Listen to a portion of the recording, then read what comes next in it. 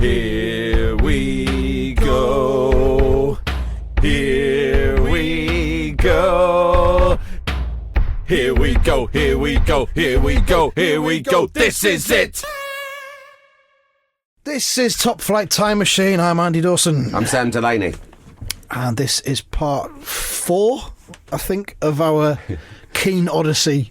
Our deep dive into Roy Keane's second autobiography. The second half. That's what it's called, yeah. Subtitled, You Can Stick Your Fucking Skateboard. Yeah. We're up to the part now. So, he's the manager of Sunderland. He's been at Sunderland for a little while. He's had an office chair that swivels around. He's had a little fight in his office with Liam Lawrence, a bit of a grapple.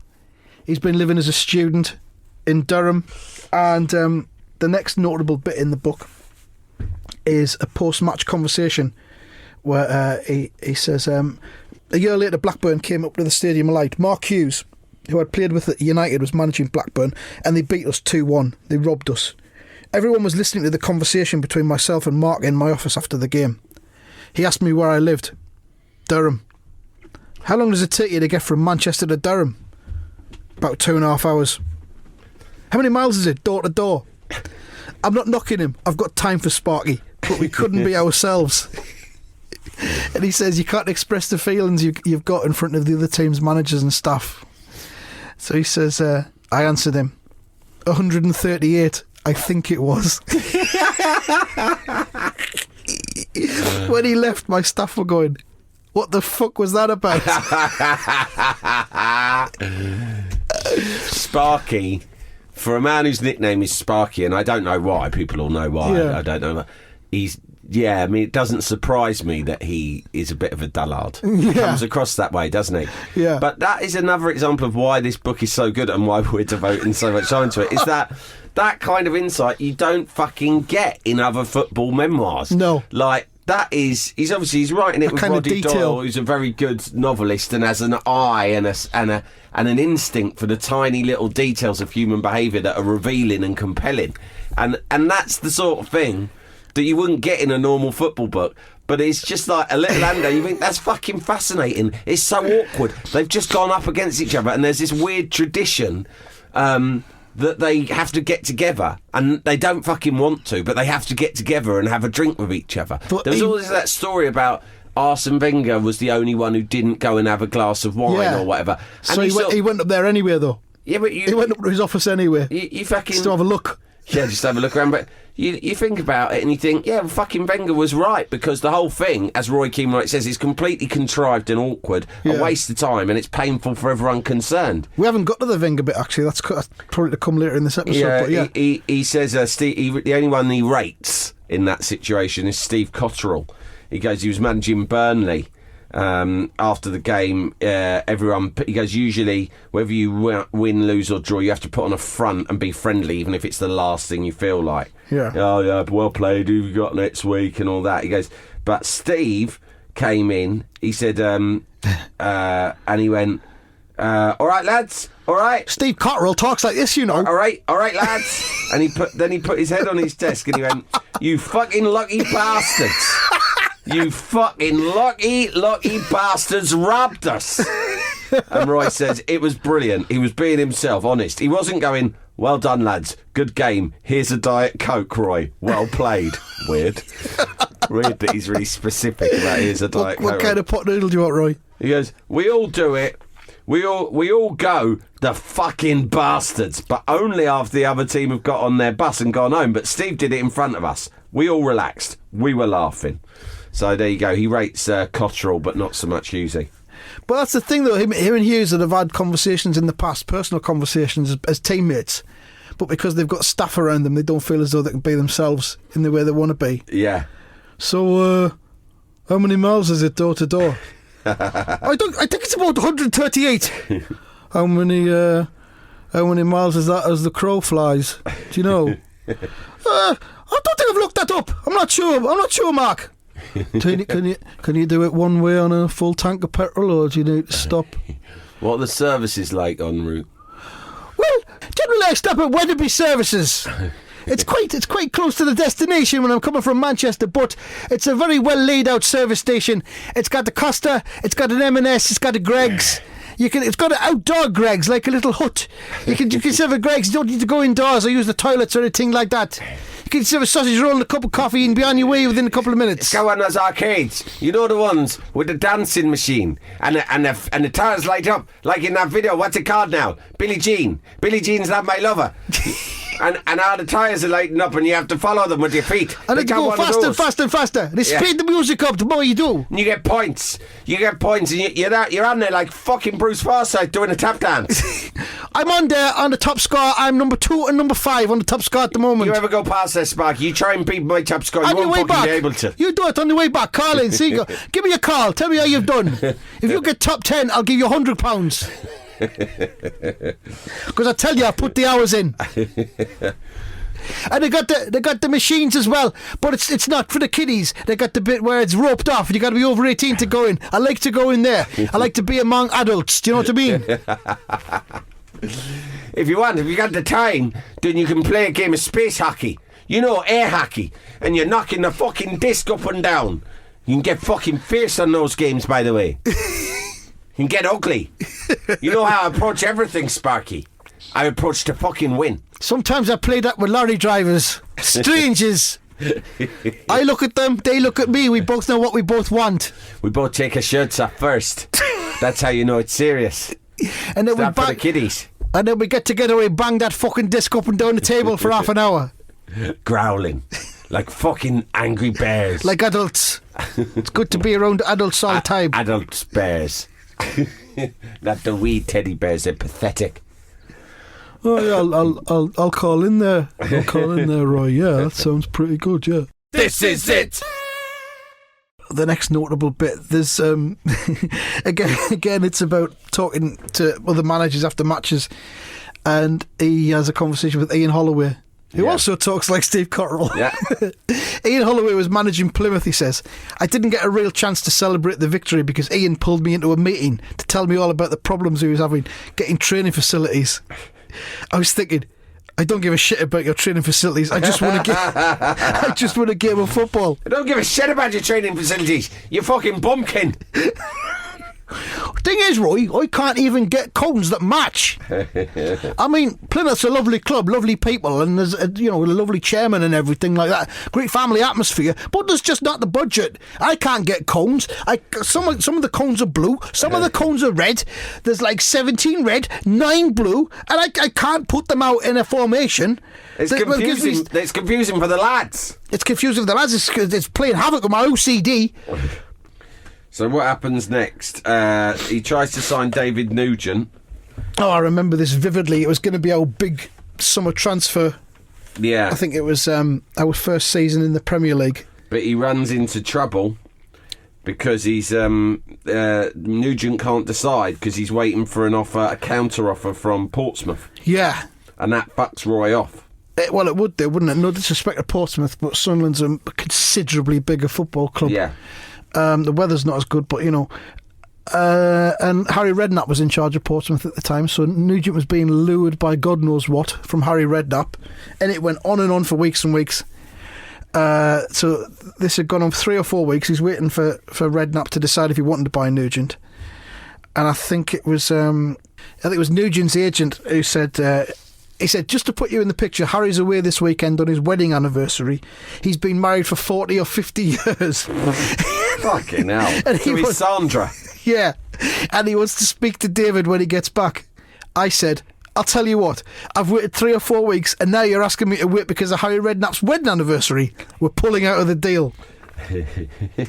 Fuck Harry Redknapp's fucking wedding anniversary. I don't care if he's been married for 100 fucking years. Fucking anniversary. What is he, a fucking child? Look, if it's a silver one or a golden one, I don't give a fuck. All you do is you have a party, you go to the local pub, you hide an upstairs room, you have a bit of an ease up, and then you go about your business. You carry on. It's the summer, it's the time when football deals are done, so you just get on with it. Just have your little party. You don't. Where's he gone anyway? Where's he gone? You go up there, you have your sausage rolls, you have your mini sausages. You have maybe, I don't know, beer and house wine. if there's some people there who want to drink the wine, like, but anything else, spirits, no, that's not part of it. You got to pay for them yourself. No. And that's it. That's done. A nice beige buffet. Sausage rolls, pasties, pastry, all garlic around. bread, all of that sort of stuff. None of this prawns nonsense. No one fucking wants a prawn. You don't need to bother with all that fucking foreign shite. And you don't need a DJ either. Just put a CD on. Put whatever the latest Now one is. What are they up to now? Now 19? Put that on. Fucking ridiculous, you know. I remember fucking Now 1. I bought Now 1 on tape for my Walkman. What I'm saying is, David, fuck yourself. Fuck you and your skateboard. You can fucking skateboard down to Portsmouth for all I care. We're pulling out of the deal. Well, you dodged a bullet anyway, because he was not very good. Rubbish, he couldn't cut the mustard in the Premier League, David. I'm trying to think who we got instead. We ended up getting Gibril Cisse, but that was just on loan. I like Cisse. He was a bit mad. Yeah, he was. He bought the title of Lord Cisse of Frodsham or something like that when he was living up there. When he was at Liverpool, he bought himself a title. You got to admire any boy that does that. Yeah, like Chris Eubank did that as well, didn't he? Made himself Earl of Brighton or Baron of Brighton or something. Brilliant. Put it on the side of his truck. Yeah. This is it! Yeah, and then the Wenger thing that we were mentioned earlier on. He said, we weren't invited for a drink with Arsene Wenger at the Arsenal game. Apparently he's not one for that tradition. But I went in anyway. I'm fucking going up there anyway. What the fuck's he up to up there? Fucking fiddling with himself, is he? After the game. I bet that's what he's up to. The filthy cunt. I'll go up and catch him at it. You'd see the fucking look in his face when I walk in and see him fiddling with himself. I don't care if the door's locked, I'll kick it in. I'll kick it in. What are you doing in there, Arsene? You're looking yourself in the mirror fiddling with your wee fucking prick. It's disgusting. Let me in, it's Roy Keane. Fucking hell, be a man. This is football. It's not Weatherby Services. Come on now. What the hell do you think you're doing? Come on now, you're a grown man. Get the wine out. You're not a teenager now. You know, it's fine when you're a teenager to be fucking fiddling with yourself left, right and centre. After the football's been on. It's relaxing. You're a man, you've got responsibilities. We all need to wind down in different ways, but this is unacceptable. I'm sure there's a code of conduct in the Premier League. I mean, in France it might be normal, but you're in England now. You've been here for fucking years. Come on. Show yourself. Not like that. He says, I went in anyway, I wanted to meet him. I look at some managers and I think the experience they have, it comes out of their paws. It wasn't coming out of his paws, I can tell you that. I tell you what was coming out of his paws. It was fucking disgusting too. So we walked in and he was in. It says, we walked in, he was surprised but then nice. Mon Dieu! Mon Dieu, c'est Roy Keane. That's right. Say Roy Keane. And I'm a manager now. I'm one of you. That's right, you cunt. Remember me from the tunnel when you're throwing the pizzas around and all that shite. When you had that lad Patrick Vieira. Bullying my little friend Gary Neville. When you used to let that fella Patrick Vieira walk around here having it off with ghosts. It's no way to run a football club. If I knew one of my players was trying to secretly have sex with ghosts, do you know what I'd do? I'd suspend him. I'd dock him 2 weeks' wages. And now you're sitting here rubbing yourself after the football match. What kind of organisation you're running here? Nothing surprises me. This is London. This is why I never fucking manage a London club. It's like fucking Soho around here. What you got going on? It's not like fucking sex clubs, not football clubs. I've never seen anything like it all my life. It's not like this in Cork. This is it. So next up, what have we got? Another encounter post-match with another manager or staff member. The game at Reading just before Christmas was the only time I really lost my temper as a manager. I'd lost my temper. Bollocks! He's already fucking given us. Even like in the last fucking episode, he was having a fight on the floor with Liam Lawrence. And he's kicking tactics balls over. And he's going, this was the only. Honestly, I never lost my temper. It's the only time. He says the game at Reading was the only time I really lost my temper. So he qualified it there with really. He said, I'd lost my temper before, but I'd used my temper. This time, I used physical force. Which is unlike me. I grabbed a staff member, put his head on the table, and tried to pull his tie off. But he was a Reading staff member, not one of ours. Oh my God. I wonder if that was acceptable for him to do it within his own staff members, if they expected you can bully your own employees. To be roughed up a little bit after a match. Steve Coppell was managing Reading, and he had a couple of lads working with him, Wally Downs and Kevin Dillon. I looked across at their dugout, and Kevin Dillon was looking back across, calling me a wanker. Fucking hell. Who the fuck is this Kevin Dillon bloke? Jesus. Hard lad, Kevin Dillon. Yeah. Hard lad. I go, what, me? He goes, yeah, you're always on at the fucking referee. I said nothing back. I never got involved with opposition managers or staff. Never. We got to half time, and I'm walking back to the tunnel beside Kevin Dillon, and I say, are you calling me a wanker? Are you calling me a wanker? And he goes, well, you're always on at the referee. I said, I never said fuck all to the referee. Who the fuck are you calling a wanker? It's building up. But I went to our dressing room and thought no more of it. The second half, and we're robbed again in injury time. Stephen Hunt got a shot in, and the linesman on the far side reckoned it was over the line. It wasn't, but the goal was given. It was another big loss for us. At the end of the game, walking down the stairs, I saw Wally Downs shaking all my players' hands. Unlucky lads. You generally don't see staff shaking the other team's hands. I said nothing. Again, I said nothing. It had been a big win for Reading. There was a lot of celebrating. I went into our dressing room. I wasn't annoyed with the players, more the decision. I spoke to the players and staff. OK, we're all upset, but whatever we do, we're Sunderland. We show a bit of class. We accept the decision, we move on and get ready for next week. The players were getting themselves organised, and I was waiting for my staff to go in for a drink with Steve Coppell and the Reading lads. I didn't want to, but I kept thinking, we're Sunderland, we'll do things properly. Or they might catch them touching themselves as well, ride them in there. I like to fucking keep an eye on them. Find out what they're fucking up to, because you never know. I like to see their hands. Hands on the tables, Everyone, lads. hands on the fucking tables Roy's now. coming in. The staff were taking ages, so I said, I'll go on, lads, follow me in. Just invited himself in. He was probably doing that thing you see in Vietnam movies where he makes hand signals. Yeah. Like, puts two fingers out and then points forward. Yeah. I walked into Steve's office. Wally Downs was there, and their director of football, Nick Hammond. Kevin Dillon was sitting down. But I just want to quickly show you, because I'm thinking, who the fuck is this mad cunt, Kevin Dillon, yeah. to be looking at Roy Keane during a game and calling him a wanker? Yeah. So I found a great picture.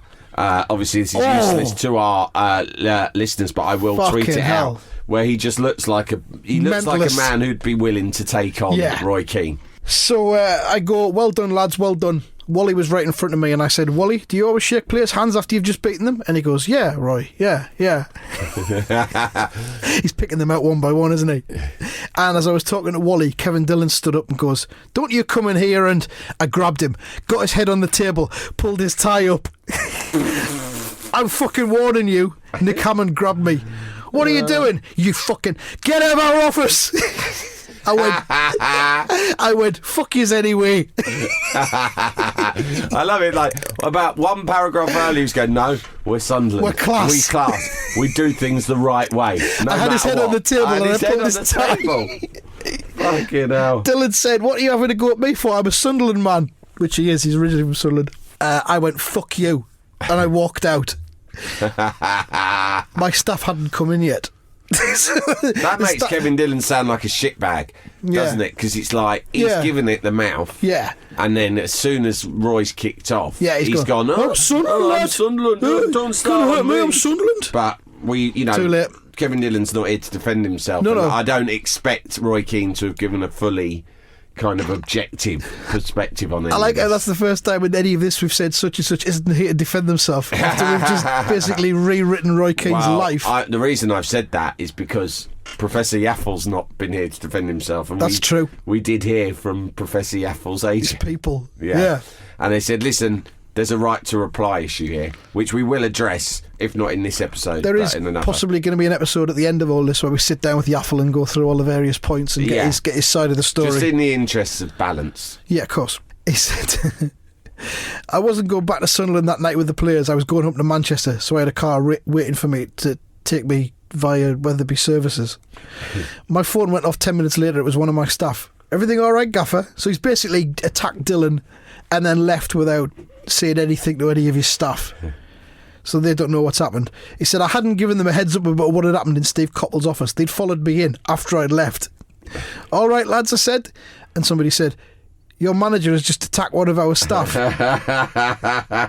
And apparently Raymond van der Gouw, our goalkeeping coach, said, well, can we still have a sandwich? Good man. That's exactly what I'd be thinking. I'd be like, look, fine, whatever's happened, but if you fucking done me out of my post-match sandwich, I won't be happy. To which they said, no, I think it's best if you leave. Oh, fucking hell. Can you imagine Steve Coppell having to sit back and watch that happen? Because he's a sensitive fella, isn't he? Steve Coppell's a troubled man anyway. Yeah. He's always had that worried look on his face, hasn't he? Like he's on the verge. He's anxious. He's, looks very often like he might be about to cry. Holding his head going, no.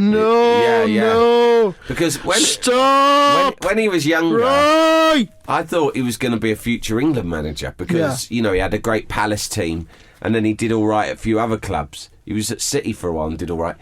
He was at City for 33 days and then it got too much and he had to go. Yeah, that was it. And then so obviously he has anxiety issues, whether there's mental health issues or whatever, but other than that, aside from that, I think he was a good manager undone by some sort of anxiety. When he was on the up, he was very much on the up, wasn't he? Yeah, and so that's why when you think of him being thrust into this sort of situation, it is horrible because it would have really upset him. He would have, when it all started kicking off, he would have just curled up into a ball and started beating himself on the head and crying, or covering his ears or something like that. Very Rain Man, that kind of thing. Yeah. As Keane pressed Kevin Dillon's head down on the desk. Yeah. Jalapeño. There's a story everyone knows really, which is about when he almost signed Robbie Savage for Sunderland, and he'd been in touch. Was it Mark Hughes? Was it Blackburn? I think he was, wasn't he? And he'd said, Hughes had said, it's not working out here for him, but it could definitely do a job for you at Sunderland. Which sounds to me as if he's kind of saying, well, fucking have him, fobbing him off. Yeah, he's no good for us, but he'll be good enough for you, you prick. Sparty gave me permission to give him a call, so I got Robbie's mobile number and rang him. It went to his voicemail. Hi, it's Robbie! What's up? Like the Budweiser ad. I never called him back. I thought, I can't be fucking signing that. Yeah. So he turned him down on the basis of a voicemail. But that's quite astute. This is what it's about. It's about not signing players that you've seen on YouTube a few times. It's about getting inside their heads and trying to work out if their characteristics are going to fit your football club and your ethos. This is it! There's a nice little mention here when Sunderland play at Wigan and they win a good, tough, ugly result. We all like one of them. But then we went and got beat by Portsmouth. Carnu came on as a sub, and I think some of our lads were being dead nice to him. They weren't tackling him or aggressive enough. And that's Carnu in a nutshell, isn't it? Because he's just a lovely fella. We've established this before. You wouldn't be able to, would you? I mean, he's a giant, for one thing, so... Yeah, I mean, you can't get near his face. You wouldn't want to take him on anyway, but also, if you knew what you knew, do you know what I mean? Like, about his lonely times at Arsenal. Exactly, there's the sadness. Driving around. There's the sadness in his eyes, The sadness in his eyes. Yeah. You'd be like, I can't fucking hurt a man like this. Yeah.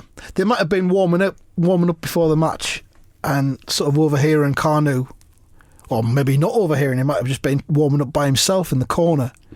Because perhaps he didn't make all that many friends. He was quite socially awkward. Yeah. Possibly because of his height. Yeah. Or he might have been, like you say, talking to some of the lads about the problems he's having with the one-way system in Portsmouth and hire cars. Because Portsmouth and London are two different animals altogether, aren't they? If you're driving around Portsmouth, it's not the same as driving around near Highbury. Oh, I know Portsmouth quite well because of the amount of time I spend in the Isle of Wight.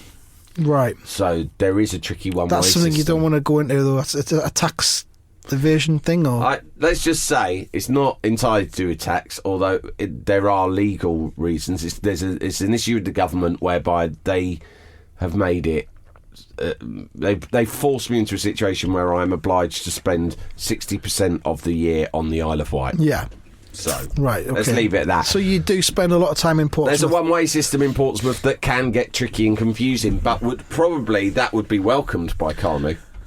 Yeah, I'd say it's a challenge. You just keep going round and round. I'd say it's a mental challenge, possibly. Yeah. It's a puzzle. Bus lanes? Sam, many bus lanes? Every city is a puzzle. Who said that to you, Carnu? Yeah.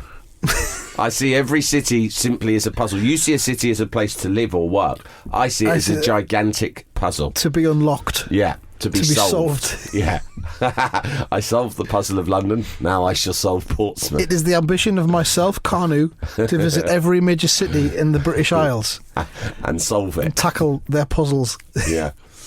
On 4 wheels. Even Norwich. But I will leave Norwich to last. This is it! It was all starting to go wrong for Roy at Sunderland because Niall Quinn had been the chairman when he took over, and then we got a new owner who was a Texan billionaire called Ellis Short. He used to wear a cowboy hat. He used to do finger guns. He used to shout, "Yeah!" What a nightmare! I mean, that sort of conduct. I might have made that up. In Sunderland, you're not keen on that kind of carry on, are you? Well, you'd be surprised because the line dancing was quite big for a while. Really? In the late 90s, in some of the social clubs. You don't mind cowboys? I've got no objection to cowboys at all.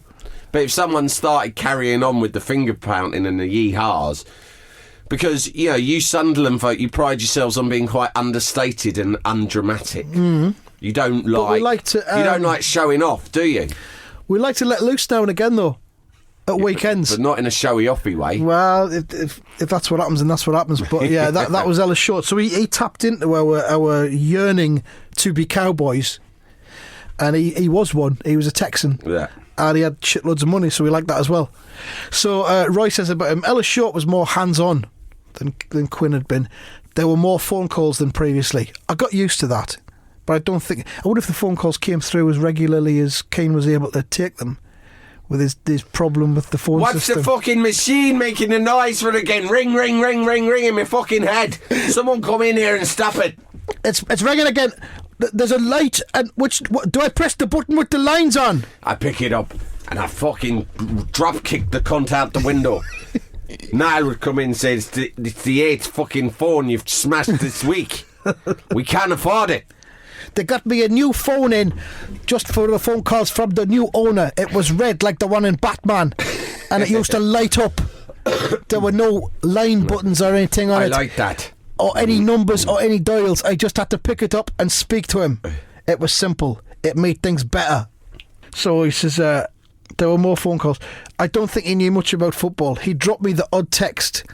"You're playing the Gunners, man. You've got to beat them." Can you imagine Roy Kinker? Fuck. Who's this? Who's sending me this? Is it one of the students from Durham? One of my old mates. Oh, it's quite nice. I haven't heard from them for a while. No, it's some fella called Ellis. What kind of a name's that for a man? He might be a student, actually. You're playing the Gunners, man. You've got to beat them. The fucking Gunners. I don't recognise nicknames. I never have and I never will. They're stupid. They're childish. And he rang me a few times at the training ground as well. Can you imagine that? Oh, God. Hey, Roy, how's it going? Hey, Coach. Yeah. Coach Roy. That's what we call him. Coach Roy, it's Ellis here. What's the situation down on the ground there? Ground zero. What's the situation with the guys? I didn't say anything. I'm busy at the moment. I'm in the middle of a very intense training session. I lied. I was at Weatherby Services playing under air hockey. I was about to do my dancing. So it started to get really tense. Ellis Short wasn't happy with the amount of time Keane was spending at Sunderland. He said, "Your location, where you live, you need to move up here with your family." I was in the 3rd year of a 3-year contract. The arrangement, the flat in Durham, my family in Manchester, had suited everybody till now. And it certainly suited me because I had an alternative lifestyle that nobody knew about. I was spending all my time in the student digs.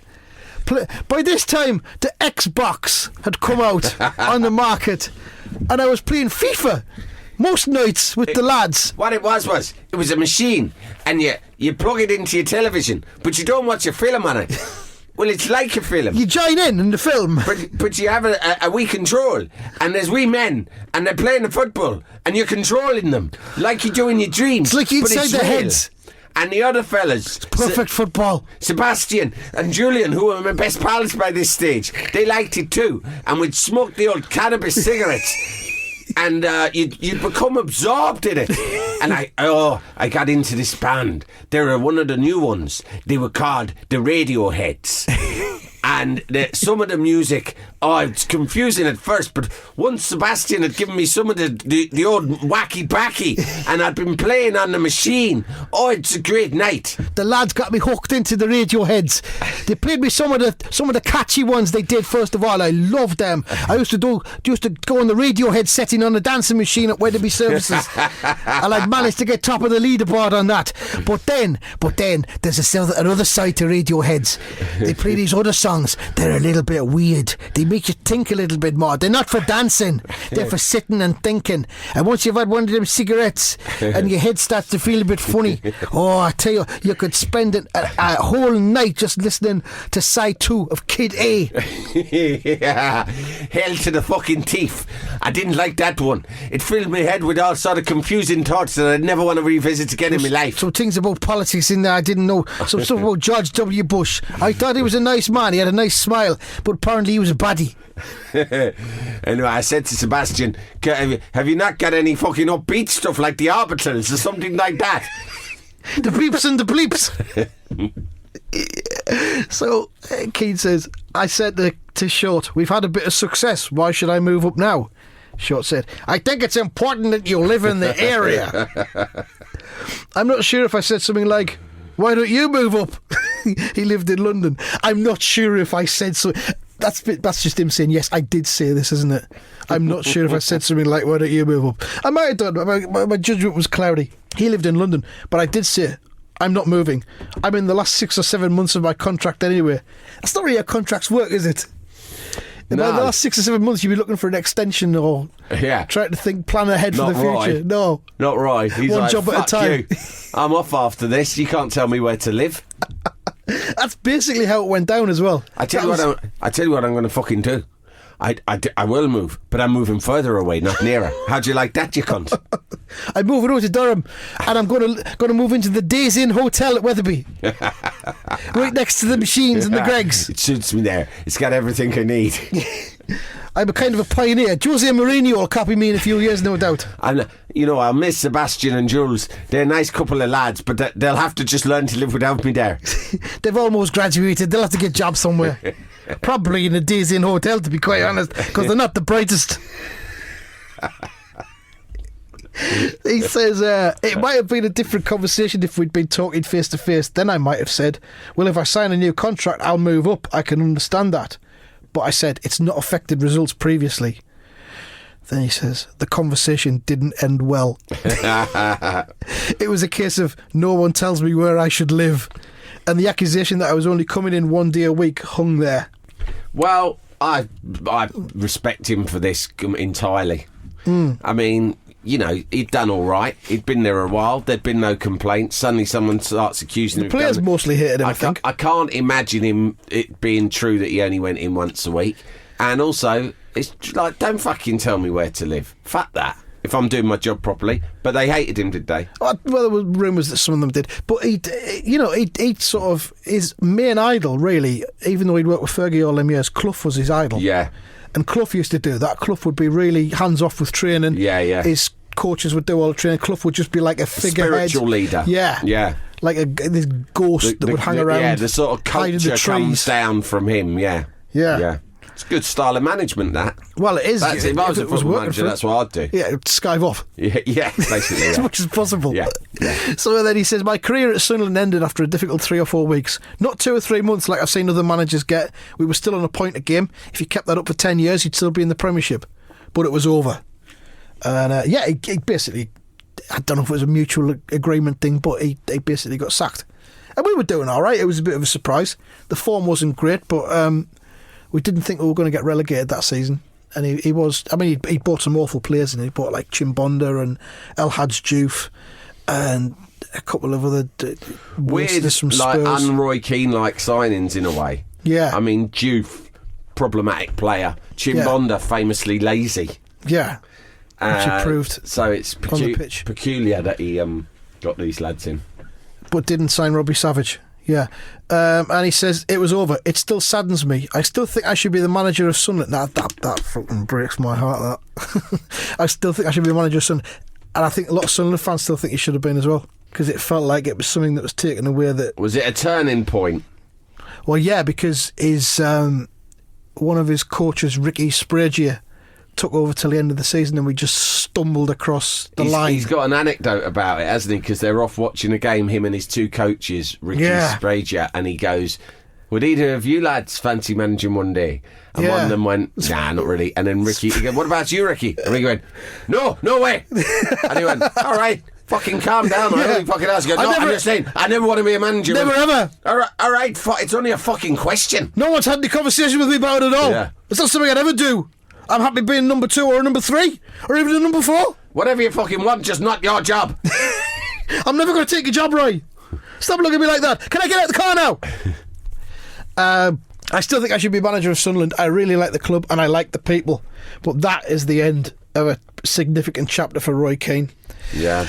A few days after I left Sunderland, he said, Dwight York texted me, all the best. Now, he'd had some little fallings out with Dwight York because Dwight had reignited his international career with Trinidad and Tobago against Roy's wishes. Yeah. And he'd been going off on international duty, jollies, you could call it, to the Caribbean. So Yorkie texted me, all the best. I texted him back, go fuck yourself. I saw him a few years ago. We both played in a charity match. We said hello to each other, but there was no real conversation. Mainly, I think, because the last communication you'd had between each other was go fuck yourself. Yeah. So perhaps Yorkie had.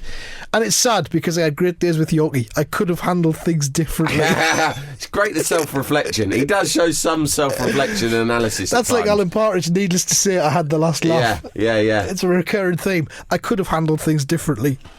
But I didn't. Yeah, so there you go. So that's the end of the Sunderland chapter, and we'll end this episode here, and it'll be Ipswich in the next episode. His second crack at management, and we'll see where that takes us. He has a real affection in the book as a whole. You realise he has a real affection and quite a lot of regrets about Sunderland. Like he thought it was a good club and a good job, and he loved it. And Ipswich, no, didn't work like that. Nothing at all. From day one, it was almost like Celtic all over again. Welcome to hell. Yeah, it's going to be fun, that one. Yeah. So let's do that in the next episode. Thanks for listening. This is Top Flight Time Machine. We are on Twitter at TFTM Machine if you want to follow us. Subscribe on iTunes or wherever it is. We're on Spotify as well. We're everywhere. I don't know how you fucking do it. It's good being on Spotify. I get my podcasts on something, I don't know, some app called Podcasts. Yeah, that's the iTunes one, I think. Yeah, I'll edit this bit out. Bye. Bye. Bye.